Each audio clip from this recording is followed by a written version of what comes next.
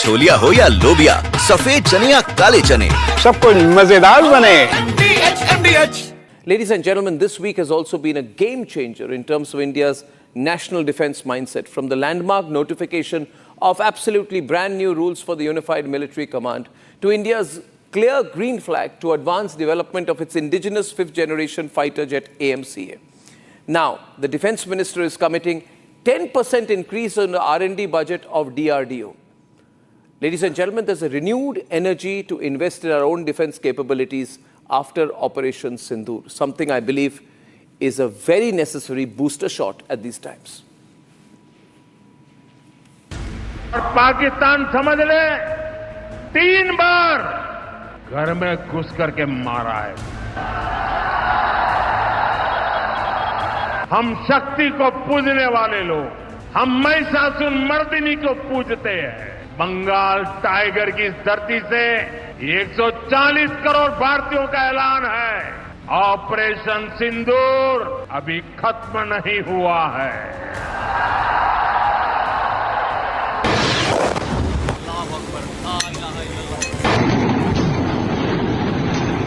Days after the success of Operation Sindoor, Pakistan is slowly waking up to the realizations of what really hit them.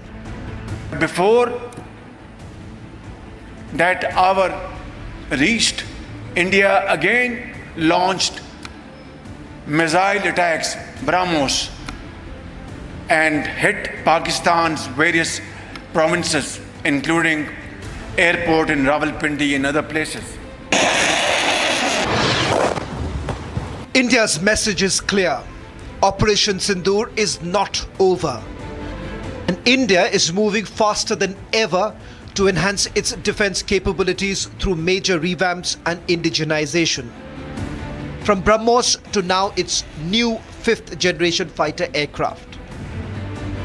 The centre notified the rules under the Inter-Services Organizations Act 2023 to enhance greater jointness and command efficiency in the armed forces, a significant development since Operation Sindoor. We need to invest more in R&D. Not just that. Today, the DRDO chief also outlined how India is going to push further on the research and development front unlike ever before. For the next 5 years, we need to invest more in R&D. Today, we invest about 5% of our defense budget on R&D. The Honorable Raksha Mantri has promised us that over the next 5 years, this will increase to 10% of the defense budget gradually. In a historic milestone in India's aspirations to develop its indigenous 5th generation stealth aircraft under the Advanced Medium Combat Aircraft project, the government is moving with lightning speed. आत्मनिर्भरता को बढ़ावा देने के लिए अभी 2 दिन पहले AMCA project को, जो 5th generation fighter aircraft Bharat में ही बनाने का प्रोजेक्ट है, उसको आगे बढ़ाने की एग्जीक्यूशन मॉडल को मंजूरी दे दी है। ये एक बहुत ही बोल्ड और डिसाइसिव डिसीजन लिया गया है, जो भारत की डिफेंस कैपेबिलिटीज को मजबूती प्रदान करने के साथ साथ इस देश में एरोस्पेस सेक्टर को एक डेप्थ और एक नई हाइट प्रदान करेगा। एमका प्रोजेक्ट के अंतर्गत आज 5 प्रोटोटाइप डेवलप करने की योजना है, जिसका बाद में सीरीज प्रोडक्शन होगा। India's Kaveri jet engine, a long-stalled project initially envisaged for the light combat aircraft Tejas, is also making its own strides. While undergoing tests in Russia, reports indicate that Kaveri engine could soon clear its first takeoff with integration in India's indigenously developed Ghatak stealth drones. This war was won by a whole-of-nation approach. The same approach needs to continue while talking about, empowering the defense forces. Actually, it is not just whole-of-nation approach. We have to be whole-of-nation mission mode, if I can call it, to make sure that we accelerate and produce results. The success of Operation Sindoor has rejuvenated India's resolve for Atmanirbharta. Will this booster shot prove to be an absolute game changer for the Indian Armed Forces?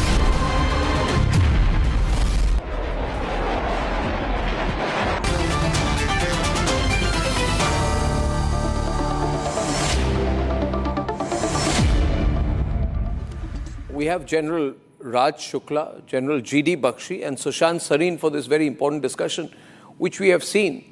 And I want to start with you, General Shukla. Can you hear me, sir? We've seen a renewed interest in issues concerning defense production, defense preparedness, which is extremely good over the last 1 month, especially since the unfortunate terrorist attack in Pahalgam. But people don't understand exactly what is happening. To start with, could you explain to us, General Raj Shukla, that when the government notifies rules under the Inter-Services Organizations Command, Control and Discipline Act 2023, signaling its intent to fast-track setting up of Joint Services Command, which is part of a theaterization drive. Now, this is all very technical language. For a non-technical person who does not have deep knowledge of defense lingo, what are we doing now? A, should we have done this earlier? B, and how quickly can we make the change and for what reason? Can you explain this, the big news that came out yesterday? Yeah, so Arnab, it is really wonderful news, and let me just briefly put it in perspective, or try to put it in perspective. You see, when this government came to power 2014, we saw the initiation of the boldest, most wide-ranging national security reform since independence, and I say this with complete responsibility. It is a virtual national security makeover. The CDS DMA, you know, that in substance, it's even more powerful than the American Goldwater Nichols. Atmanirbharta in defense, these new normals in our security outlook, defense coming out of the shadows of foreign policy. Now, for the last 10 years, we have seen great steps being taken, but, you know, haltingly. Some have run into trouble. Now, what has happened with Op Sindoor, now that it has, you know, once again, what I say, it has reaffirmed the utility of force. If you couple this with the government's announcement of defense reforms this year to broaden, deepen and accelerate reforms. And the most important thing is this buoyant interest in national security. Television platforms, society, colleges, universities. This is just the moment to accelerate that national security makeover. And I'm very confident that if we take some meaningful steps, India will become a defense powerhouse in the next decade or so. Now, let me just make 2 points. You asked about theatre commands. You know, what you said is about command and control, but that's just baby steps. What we really need to do, you know, if you take this whole jointness integration piece, while we have done well, where are we actually? We are only at that state in the United States of America which prevailed in 1949 when they announced a permanent chairman, Joint Chiefs. That's all we have. Then the Americans went through, you know, the fiasco of Iran. General Bakshi is the best person to tell us about that. Gulf War I, when you saw the beginning of network-centric warfare. Gulf War II, when you saw true integration. You know, a tank commander calling for the fire of F-16. And now they are into cross-pollination, civil-military fusion. So CDS DMA is a powerful step, but just the beginning. We should now have integrated theatre commands. Let me tell you what that will do. If you have one commander looking at the Western theatre, he should look at Pakistan, Afghanistan, Iran, Turkey, the whole set of threats. And next time around, we have to carry out a terror response. We should be at such a high state of lethality and operational readiness that if a terror attack is launched by 2 o'clock in the afternoon, and we have reasonable evidence that it is the Pakistanis, by 8 o'clock under the aegis of this Western theatre commander, the attack must go. Next time, we must not take out the brother-in-laws of Masood Azhar, but Masood Azhar himself. Integrated theatre commanders will have a quasi-diplomatic visage. They'll look at Bangladesh, Myanmar, and integrate the force diplomacy piece. The most important thing in integrated theatre commands, in fact, in my view, the highest priority, even before the Western theatre, the maritime and the Eastern theatres, is space and cyber. Space and cyber need to be given combatant command status.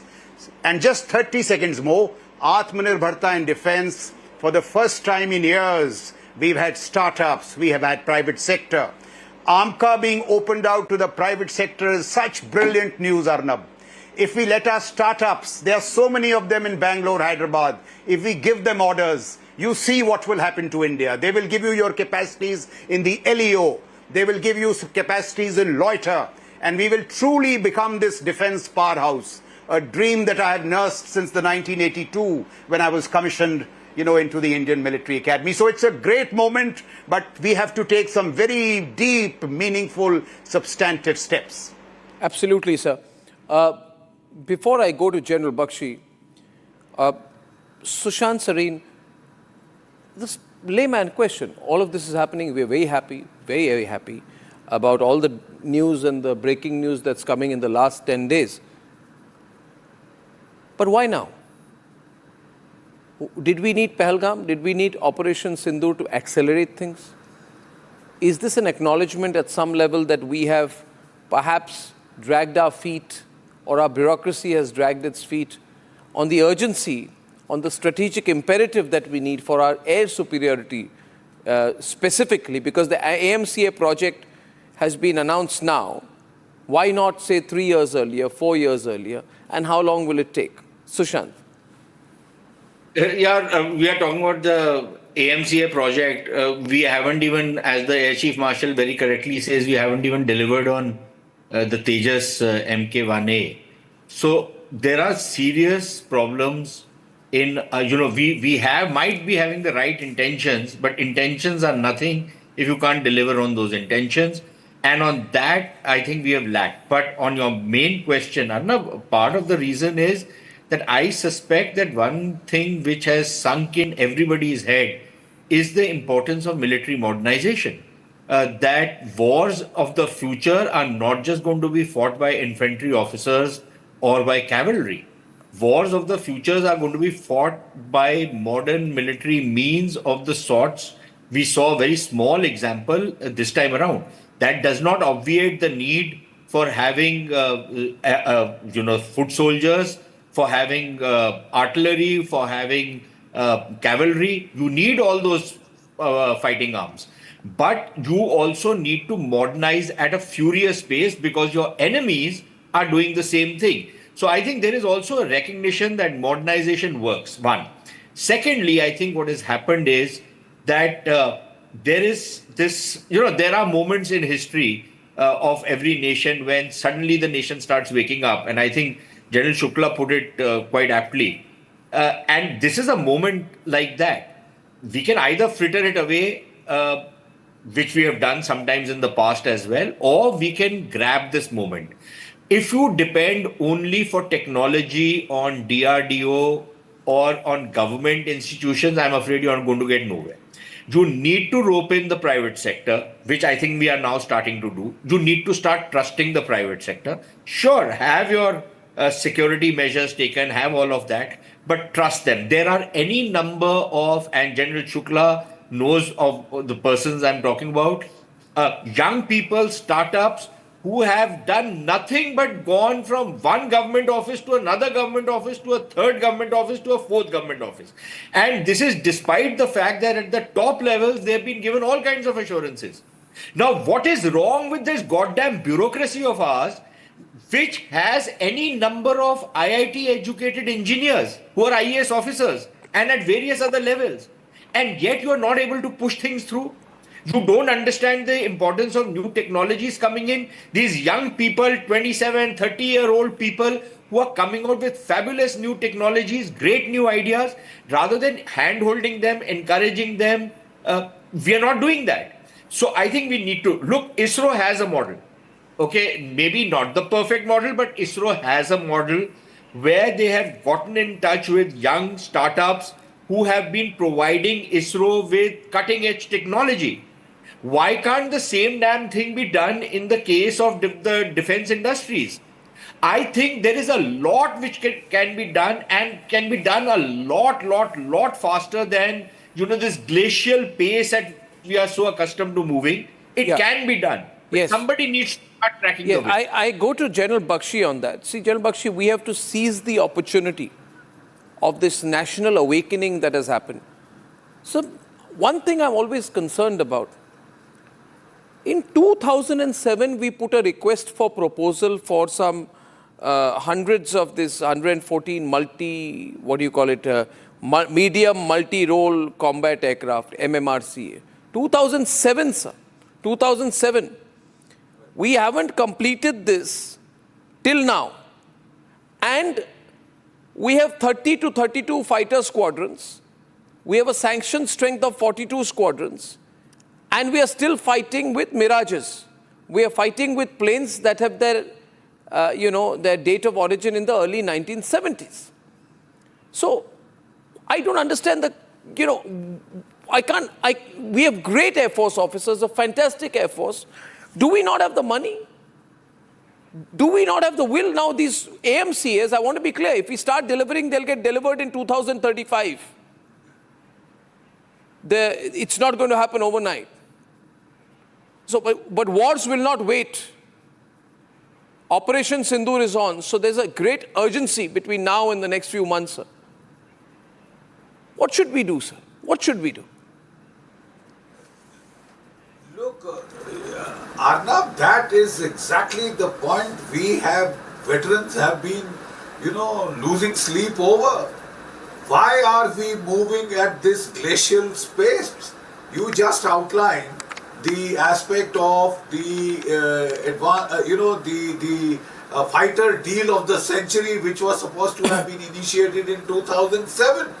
We had that entire run through of testing various types of aircraft. Finally, we selected on the Rafale, and then there was that big problem that in the manufacturing of the Rafale in India, the Congress government had said we don't have any money to pursue this deal, and it was locked up and put in cold storage. You can't treat your defense in this cavalier manner, man. The simple fact of the matter is that thereafter we have gotten in for 36 Rafales, right? And a sanction strength of 42, you are down to 30. For cosmetic purpose, we keep saying 31 as if that makes one hell of a difference. Thank God for the technology, indigenous technology that came in via the NAVIC series of satellites, which cover 3,000 to 4,000 kilometers either side of our international borders and our coastlines. They do away with the curvature of the earth. They have given us pinpoint 1 meter CEP accuracy, both for offensive systems, defensive systems. We have survived this war because of that silent revolution. But I totally agree with my other colleagues that unless you privatize, look, I'm very sorry, but public sector organizations they pay peanuts. You pay peanuts, you'll get monkeys, right? It is the private sector that can hire the best talent at whatever cost is required. They don't have to worry whether the pay of one scientist crosses the pay of the cabinet secretary, which can't happen in the bureaucracy. You get the best from wherever it is required. Look at some of the success stories, Arnab. Bharat Kalyani Forge, the ATAGS, Advanced Towed Artillery Gun System, right? 2010, 2011, this project was started. Today it has delivered, But look at our own bureaucracy, including the military bureaucracy. We have perfected a gun which is better than the American equivalent gun. The American gun fires to 45 kilometers, we fire to 48, right? That fires 3 rounds per minute, we fire 5 rounds per minute. And yet we were told this is too heavy. Look, if the Vajra can operate in Ladakh and in the Sikkim plateau, I don't see why a 21-ton gun, which has now been reduced to 19, can't function there. In any case, it has gone there and it has proved itself. You know, so what I just finished. What I'm trying to say is, you know what has happened? After all this development, we said we'll only go in for 310. We needed 1800 of such guns. Right? We want another gun which is lighter weight. Are we looking for a model competition where you are looking for anorexic sir, models? I have you don't have the time. No, I think we don't have the time. And if it is a question of money, I have a radical thought here. 140 crore Indians, let's say not all of them. If 100 crore Indians were to contribute 1,000 rupees each, or if 100 crore Indians were to contribute 10,000 rupees each, you would have 140, at least 14 lakh crores. You can increase your defense budget for 1 year by 20%, not just 5% or 6%, in order to make the purchases that you need. So indigenization will come, but we need all of this now. I think the point I take from all of your three comments is that we don't need to be self-congratulatory. We need to increase the pace, and we need to do it now. I thank you very much for your fantastic comments on that. And ladies and gentlemen, let's not be self-congratulatory. Let's realize the challenges and work towards it. But at 9 p.m. tonight, when Rahul Gandhi's right-hand man makes a direct or indirect comparison between terrorists on the one side and the all-party delegations pushing India's line across the world, then I think it's totally unpardonable. When I'm back. Time for a quick breather. Arnab will be right back with आधे bowl दही में 4 चम्मच MDA चटनी पुदीना मसाला डाला, stir करो, पुदीना चटनी तैयार। MDA चटनी पुदीना मसाला।